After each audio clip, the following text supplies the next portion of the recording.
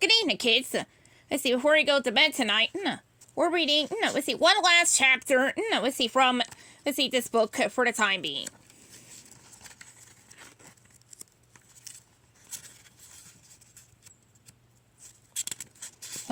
Almost.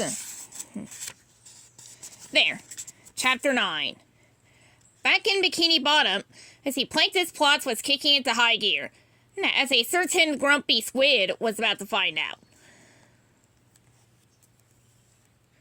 One more lap around town and it's a frosty beverage for you, Squiddy.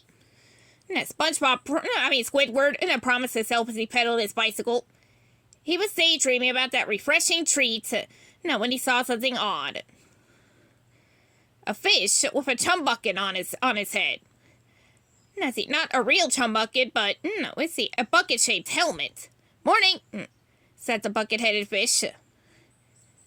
Some people have no taste in headgear, Squidward muttered to himself. Then he saw another fish with a bucket on her head. Egads! Must be contagious, Squidward declared. Soon he was seeing chum buckets everywhere. Squidward even saw a motherfish pushing a baby carriage, full of baby fish wearing buckets on their heads. Squidward was horrified. Babies, too? Now that's just hideous for several reasons. At the traffic light, he stopped next to a woman's car. She was also wearing a chum bucket helmet.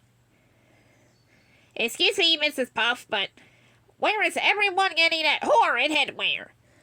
I got it at the chum bucket, Mrs. Puff replied. Plankton's giving them away free with every Krabby Patty.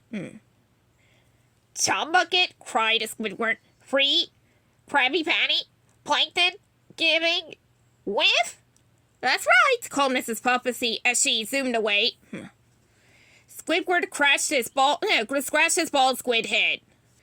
Something smells fishy around here, and for once it isn't my laundry. Squidward pedaled right over to the chum bucket. The place was hopping. Squidward burst through the door.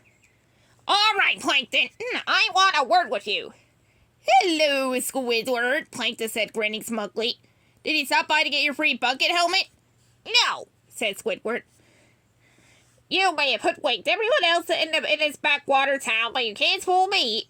I listen to public radio. Plankton made an innocent face. What is that supposed to mean? Squidward shook his finger under Plankton's nose. It means you set up Mr. Krabs, he cried. You sold a crowd so Neptune were free so you could finally get your stubby little paws in the Krabby Patty formula. It was you all along. Plankton gave Squidward a wounded look. But the crusty old squid wasn't buying it. I haven't solved the whole bucket helmet to giveaway part yet, but maybe Neptune and I can get to the bottom of it together, said Squidward, turning to go. I'm going to talk to King Neptune right now, he yelled. Then Squidward slammed the door and was gone. Tell him I said hello, Plankton called. If you make it that far. Plankton laughed like some kind of stubby-fingered madman. Now it's time to start the next phase of Plan Z, the really evil part. He tapped a few keys on Karen's computer. Helmet brain control activated, Karen said. In every home and every shop all over Bikini Bottom, a strange thing was happening. All those trendy chum bucket helmet hats sitting atop all those heads began to change. With a buzz and a click, they took control of everyone's mind. All hail Plankton! All hail Plankton! Chatted the people of Bikini Bottom. Soon an army of bucketheads filled the streets. All hail Plankton! All hail Plankton! They poured out of houses and shops. From under rocks, from the reefs, and from the trenches. All the sea life marched together and they all chanted together. All hail Plankton! All hail Plankton! Plankton ran to the window and peered through his telescope. There they were, his army of mind-controlled bucket helmets. Now Plankton hopped up and down with glee. Now Plan Z! Plan Z! Outside, the crowd spoke with one voice. All hail Plankton! All hail Plankton! And that one was rather short, so for this one video, let's get on to chapter 10. considering how short that was. Out on the open road, SpongeBob and Patrick were speeding along the highway. Come on, Pat, one more time, said SpongeBob. Patrick stood up and started to imitate the bartender from the Dug Tug. We're on a bubble blower hunt. I don't think we don't know how to weed them out. SpongeBob and Patrick both had started hysterically laughing. Meanwhile, the scenery around them began to change. They were passing piles of skulls and bones, but neither noticed. Weed 'em out, cried SpongeBob. What a jerk, yelled Patrick. How about when he was all like, let's see, well, looks like got ourselves a double bubble blower baby, said SpongeBob. See, they were like, it wasn't us, said Patrick. They continued to laugh and laugh until the car started to shake violently. SpongeBob stopped laughing. The road's getting kind of bumpy here. They made it over the bumpy bones and we're back on a smooth road. You know, SpongeBob, said Patrick, there's a lesson to be learned from all this. What's that, Patrick? No, a double bubble blowing baby doesn't belong out here. In man's country. Yeah, wait, cried SpongeBob. We blew that bubble. That's what that make us the double bubble blowing baby.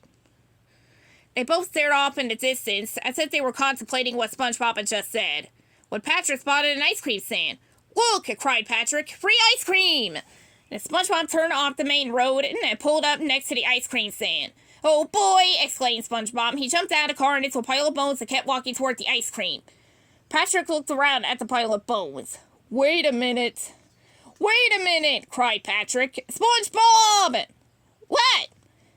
Make mine a chocolate, said Patrick. SpongeBob approached the old lady in the ice cream stand. Two, please. Certainly, she said.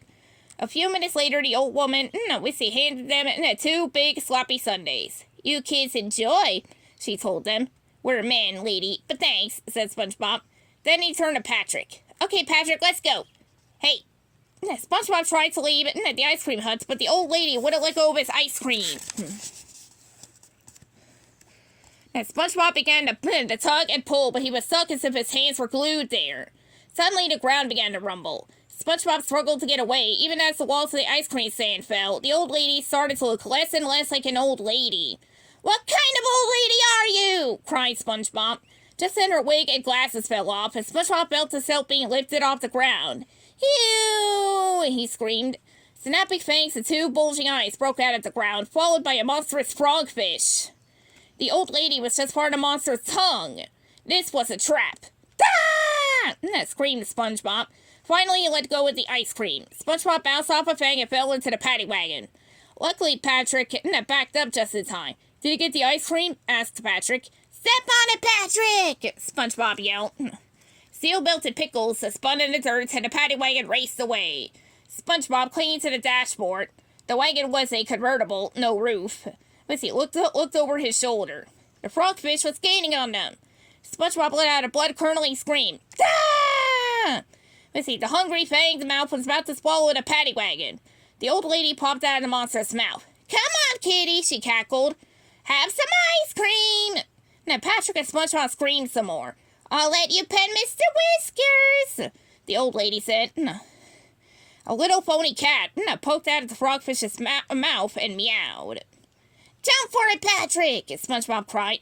They both leaped from the paddy wagon just as it flew over the edge of a cliff. The jaws of the frogfish snapped shut, swallowing the paddy wagon. The monster smiled and made a yummy noise. Suddenly, the frogfish realized that it had leapt out over the deep trench, with nothing to hold it up. And then things got even worse for the frogfish. SpongeBob and Patrick watched as a humongous leaping serpent hopped out of the trench and swallowed the frogfish whole, like it was a tiny goldfish. SpongeBob and Patrick just stood there staring into the abyss. Well, we lost our car again, said SpongeBob. Never mind the car, said Patrick. Where's the road? Patrick's voice echoed across the trench. Road, road, road, road. There's the road, said SpongeBob. On the other side of this deep, dark, dangerous, monster-infested trench. A nasty roar floated up from below. Hey, SpongeBob, look, said Patrick. I found a way down. Patrick began to step onto the stairs that went right down into the trench. Patrick looked into the darkness. More growls as snarls rose from the pit. Well, said Patrick, trying to sound cheerful, We're not going to get the crowd standing here. On to Shell City. Right, SpongeBob? But SpongeBob had turned around, with his shoulders slumped and a frown on his face. He was walking away. SpongeBob? Cried Patrick. Hey, where are you going? I'm going home, Patrick. Patrick was surprised. But what about Mr. Krabs? What about us? Said SpongeBob. We'll never survive in that trench. We're just kids. We're not kids, insisted Patrick. Open your eyes, Patrick! SpongeBob cried. We blow bubbles, we eat ice cream, we worship a dancing peanut for cripe's sake. No, we don't belong out here. We do not worship him, said Patrick.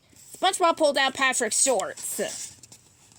The starfish was wearing Goofy Goober undies. Patrick, SpongeBob said sternly, you've been wearing the same Goofy Goober peanut party underpants for 3 years straight. No, what do you call that? Worship, Patrick sobbed, that shorts still down around his ankles. You're right, SpongeBob. We are kids. Patrick tried to run home, but he tripped over his shorts. Pull your pants up, Patrick, SpongeBob told him. We're going home. But you can't go home, said a familiar voice. Patrick looked up and saw, Mindy! No, he struggled to pull up his pants, but it didn't work. They just fell down again. How much did you hear? Asked SpongeBob. I heard enough. No, replied Mindy. Did you see my underwear? Patrick asked as he prepared to pull up his pants again. Look, you guys, you may be kids, but you're the only ones that... No. See, let's who can get that crown, said Mindy. What are you talking about? Asked SpongeBob. It's gotten a lot worse as he lets a bikini bottom, Mindy said as she opened a clam-shaped mirror that doubled as a spy camera. Or should I say, Planktopolis. She showed them in her mirror what had become of their hometown. Plankton laughed diabolically as he forced the whole bucket-headed army of numbed slaves to work a huge monument in his honor. Work harder, Plankton cried, snapping a whip. SpongeBob watched this scene in horror. Oh my gosh, it's true, cried SpongeBob. Everyone I know is a slave. Mrs. Puff, Squidward, he cried. Then he gasped, Gary! Meow, Plankton, murmured Gary. Why does the king not to stop this? SpongeBob asked. Mindy sighed. My father is too distracted by his bald spot to help anyone. Hold on just a second. Still got a lot of chapter to go through. She closed her compact to face them. And so you see, you guys have got to get to Shell City. The entire fate of Bikini Bottom is in your hands. SpongeBob pleaded. But we're just, hey, it doesn't matter if you're kids. And what's the wrong with being a kid anyway? Kids rule. You don't need to be a man to do this. You just gotta believe in yourself, cried Mindy. I believe, cried SpongeBob, throwing his fists in the air.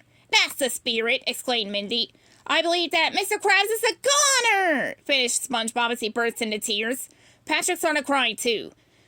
And don't forget our homeland, he added, sniffling. Come on, guys, said Mindy, but SpongeBob and Patrick were inconsolable.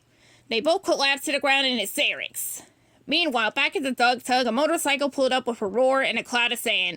Sitting in the saddle was Dennis, the really big, scary dude. To be continued.